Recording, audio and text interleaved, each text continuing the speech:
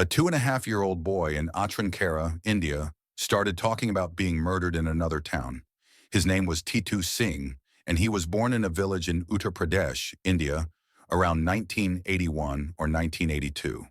When he was about 2.5 years old, Tıtu began to speak of a past life, claiming he was a man named Suresh Verma, who had owned a radio shop in Moradabad, a city not far from his current village. Suresh Verma was born in Moradabad in 1948 and died in 1983. Both Titu's family and Suresh's family were Hindu, a religion in India that often includes a belief in reincarnation. Titu spoke very clearly about his memories. He said he had been a man named Suresh Verma who owned a radio shop. He described Suresh's parents, his brothers and sisters, his wife Uma, and his 2 children. Titu told his mother, "My wife, Uma, wears a sari with a thick border." He gave many details about Suresh's home, its layout, an upstairs area, and even where certain things were kept. He also described the location of Suresh's radio shop. Titu often spoke of his death. He said he had been shot in the head during a business disagreement. He said his body was then burned. He remembered that the people who shot him came in a car. He also mentioned a specific car Suresh owned and jewelry belonging to Uma. Titu showed unusual behaviors too. He disliked certain foods that Suresh had not liked.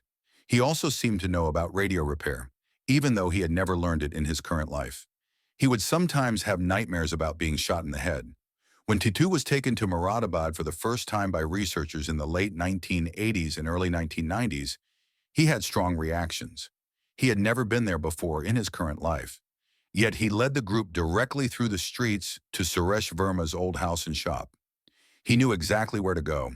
When he met Uma, Suresh's widow, he recognized her at once. He called her Uma and showed strong emotion, as if he knew her deeply. He also recognized other family members of Suresh and called them by their correct names. When Titu discussed the murder, he sometimes became upset, showing fear or sadness. He had 2 birthmarks on his head. One was on the front and the other was on the back. These marks matched exactly where Suresh Verma had been shot, according to police records.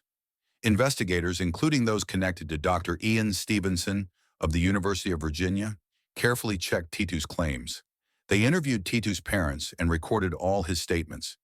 Then they found Suresh Verma's family in Moradabad. They spoke to Suresh's family separately, asking them about Suresh's life, his business, his family, and how he died. Every detail Titu had shared about Suresh's family members, his house, his radio shop, and the way he died was confirmed. Police records showed that Suresh Verma was indeed murdered in 1983 by being shot in the head, and his body was later burned. Titu's memories fit perfectly with these official records. There were no major contradictions in his story.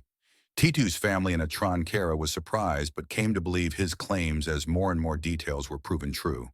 Suresh's family, especially his wife Uma, were at first doubtful. But after Titu recognized them and spoke of private family matters, they became convinced. They felt a sense of peace from Titu's stories. In both villages, people mostly accepted the story, as belief in reincarnation is common. Titu's older brother even traveled to Agra, another name used for Moradabad in some reports, to confirm the existence of Suresh's radio shop before the families met. Titu later even spoke about burying gold in a hole in Suresh's house, a detail only Suresh's family would know.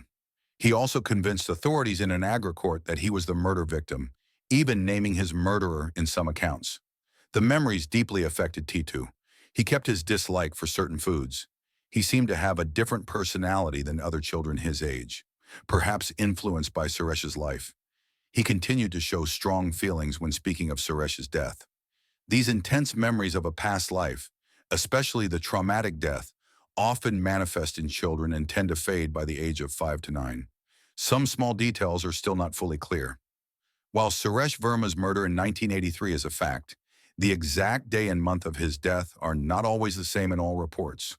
Also, the full reasons behind Suresh's murder, beyond a business dispute, are not completely known.